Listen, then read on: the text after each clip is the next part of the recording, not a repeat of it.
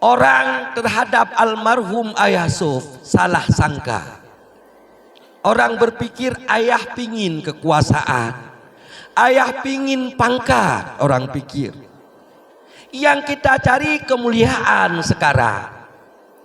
Mulia ayah sudah ada, nggak perlu ada pangkat baru ada mulia, nggak perlu ada harta baru ada mulia.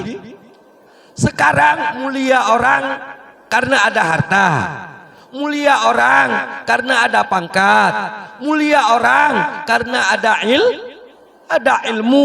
Mulia untuk apa juga Allah Ayah Suf mau walaupun sekedar wakil gubernur, padahal semua orang nggak setuju ayah berada di wakil. Ayah kepingin anak-anak kita tamat SD akidahnya sudah benar. Anak-anak kita tamat sekolah dasar akidahnya sudah bukan cuman ada. Itu keinginan ayah yang terbesar. Gegli ayah pak kepikir kunyan kiban cara